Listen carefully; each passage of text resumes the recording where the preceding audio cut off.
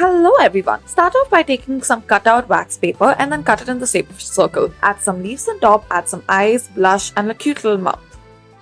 For our next craft, take some sticks of different lengths and then stick them all together. Start off by adding a base and then leaning them against each other and then sticking more sticks on either end of it. Then take some plastic circles and stick them on many sticks and then you have formed yourself a wheel. For our next craft, take a small little bottle, stick some sticks on either side and add rubber bands to make it stronger. Then, in the part of the stick that is sticking out, add a rubber band and twist some plastic over and over. Set it free in water. For our next craft, take some colorful twine sticks and twirl them over and over until you have a very strong base foundation. And then twist all of the edges and do this 4 times. You'll have the wings of a butterfly. Add some yellow and add it as antenna and twist the top to make it look more realistic.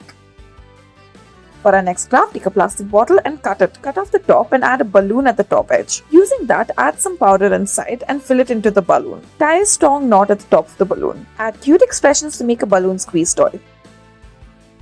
Now, for our next craft, take 2 bottle caps and then poke a hole in the center. Add a toothpick through both of them and spin them around.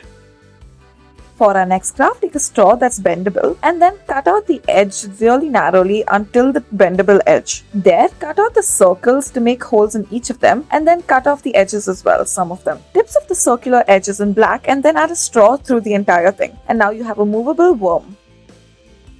For our next craft, take a cup and then cut it into many strips. Remove the hard bottom of the cup and then add some glue on top of which you will add thread to it. Press this against a flat surface, then take some thread, make a knot and intertwine it in all of the strips that you have made in the cup. Repeat this until you have covered the entire surface of the cup until the top and then you can use this as a pen stand. Remember to glue the edges.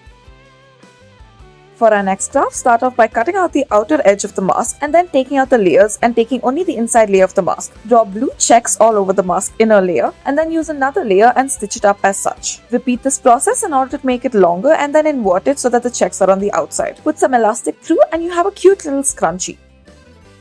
Next, take a mask and cut out the edges once again, after which you will take only the inner part of the mask, that is the blue half, and then make it into the shape of a diamond as shown above. Stick the edges of it until it looks like a bow or little petals you could say, and then make it into a circle and stitch them together. You may repeat this process for multiple flowers. Take the other edge of the mask and make strips out of it, adding a little tail to it. Following this, add this little accessory to the flowers that you have already made and stick them together.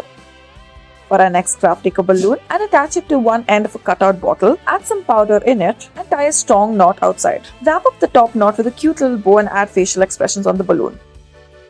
Next, take a straw that is bendable, cut out the rest of the straw but keep the bendable portion of it. Then cut through half of the bendable portion as well and then cut straight along the line of the bendable portion. Flatten it out on a flat surface and then cut the circular bits a little bit. This should give you a worm-like appearance once you're done. However, we are not making worms. Then add tape to the center and roll it along the earbud to make it look like a flower. Add some stems and there you have it. Thank you for watching.